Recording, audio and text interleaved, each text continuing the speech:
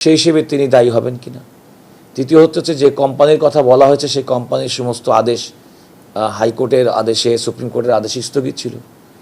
তো এই সমস্ত বিষয়গুলো, আইনি বিষয়গুলো যখন উপস্থাপন করা হয়, আদালতের অধিকতর শুনানির জন্য আমরা যেটা আইনের ভাষায় বলি লিভ গ্রান্ট করেছিলেন, এবং আপিল হিসেবে শুনানির জন্য, যার মাধ্যমে আজকে চূড়ান্ত রায় হয়েছিল।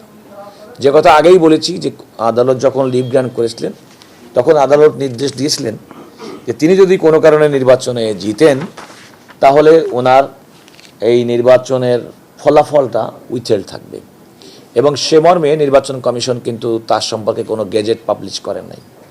তিনি বেসরকারিভাবে নির্বাচিত হয়েছেন, জনগণের ভোটে নির্বাচিত হয়েছেন সত্য, কিন্তু তার গেজেটটা প্রকাশিত হয়নি আপিল বিভাগের এই আদেশের কারণে। আমি এরকম একটা সিচুয়েশনে আজকে সুপ্রিম কোর্টের আপিল বিভাগ বলেছেন যে আপিলটি অ্যালাউ করা হলো।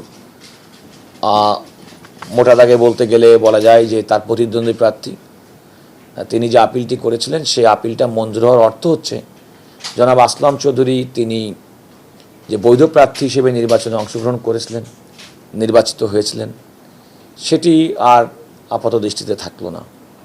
তবে আদালত যেহেতু সংক্ষিপ্ত আদেশ দিয়েছেন, এর কিছু কনসিকুয়েন্সিয়াল অর্ডার হতে পারে, কারণ এরকম একটা সিচুয়েশনে আমাদের অতীতে লক্ষ্য করেছে এবং আদালত বলেছেন যে আমরা যখন পূর্ণাঙ্গ রায় দিব, পূর্ণাঙ্গ রায়ের মধ্যে বাকি বিষয়গুলো এর মধ্যে আসবে। তো সেক্ষেত্রে আমার মনে হয় যে আমাদের এখন অপেক্ষা করা ছাড়া উপায় নেই, এবং অপেক্ষা করতে হবে। জনাব আসলাম চৌধুরীর আইনজীবী যারা আছেন তারাও এই রায়টি হয়তো পর্যালোচনা করে সিদ্ধান্ত গ্রহণ করবেন কি করবেন না তাদের ব্যাপার হবে। রাষ্ট্রের পক্ষ থেকে অ্যাটর্নি জেনারেল হিসেবে আমি আদালতে যেটি বলেছি যে রাষ্ট্রের প্রত্যেকটা অঙ্গ, বিশেষ করে বিচার বিভাগের দায়িত্বই হচ্ছে প্রশাসনিক এবং অন্যান্য যে সমস্ত আইনি যদি বিষয় থাকে যেগুলো যদি আমাদের সংবিধানের সঙ্গে আইনের সঙ্গে অসঙ্গতিপূর্ণ হয়ে থাকে, এবং আইনের ব্যাখ্যা দেওয়ার মূল দায়িত্ব হচ্ছে বিচার বিভাগের, সর্বোচ্চ আদালতের।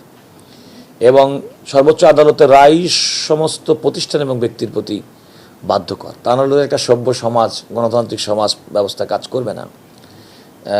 একথাও আমাদের মনে রাখতে হবে, নির্বাহী বিভাগ তার স্বতন্ত্রভাবে কাজ করবে, পার্লামেন্ট স্বতন্ত্রভাবে কাজ করছে আমরা দেখছি, বিচার বিভাগ অত্যন্ত স্বাধীন এবং স্বতন্ত্রভাবে কাজ করছে। আমি অ্যাট দিস মোমেন্ট আমি মনে করি যে আদালতে যে রায়টি হয়েছে, অনেক সময় আপনাদের সাংবাদিকদের কাছে যদি আমরা কোনো কথা না বলি তাহলে মানুষের মধ্যে অনেক সময় একটা ভুল বার্তা যেতে পারে, কারণ আদালত কিন্তু কথা বলতে পারে না। খেয়াল রাখবেন, মাননীয় বিচারপতিরা প্রকাশ্য আদালতে আদেশটুকু ঘোষণা করেছেন, কিন্তু আসলে ওনারা তার মিডিয়া ফেস করে বলতে পারবেন না কেন ওনারা কি করেছেন। আমাদের অভিজ্ঞতা থেকে রাষ্ট্রের পক্ষ থেকে যতটুকু বলা সম্ভব, যতটুকু আপনাদেরকে জানানো দরকার, আমি ততটুকু আপনাদেরকে বললাম। আপনি যেটা বললেন যে প্রথম কথা হচ্ছে যে আপিল বিভাগের পূর্ণাঙ্গ রায়টি না দেখে এর কনসিকুয়েন্স কী হবে বলা উচিত হবে না। তবে আমার অভিজ্ঞতা থেকে দীর্ঘদিন আইন পেশার সঙ্গে সম্পৃক্ত থাকার সুবাদে সেটা হচ্ছে জনগণ তাদের মতামত এবং ভোটের মাধ্যমে জনপ্রতিনিধি নির্বাচিত করেছেন।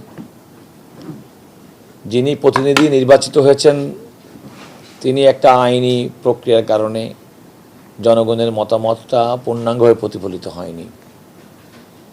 আমি প্রত্যাশা করি যে জনগণ তাদের মতামত আবার প্রকাশ করার সুযোগ পাবে। এই মামলাটি তো আপিল বিভাগে পেন্ডিং আছে। তো আমরা যতটুকু ইদানিং আপনারা নিশ্চয়ই লক্ষ্য করেছেন যে আপিল বিভাগের মামলার শুনানি দ্রুত নিষ্পত্তি করার জন্য আমরা অনেক সময় উদ্যোগ গ্রহণ করে থাকি। এক্ষেত্রেও আমাদের উদ্যোগের কোনো ঘাটতি হবে না, তবে কিছু প্র্যাকটিক্যাল ডিফিকাল্টি আছে। আমাদের দেশে যে কোনো মামলা শুনানি নিষ্পত্তি করার ক্ষেত্রে নানা রকম প্রতিবন্ধকতার মধ্যে অন্যতম হচ্ছে যে আপিল বিভাগে বর্তমানে 5 জন মাননীয় বিচারপতি আছেন, এবং মামলার যে চাপ, সারা দেশের মামলার যে চাপ, প্রত্যেকের কাছে তার মামলাটি সবচেয়ে বেশি গুরুত্বপূর্ণ, রাষ্ট্রের পক্ষে অবশ্যই গুরুত্বপূর্ণ।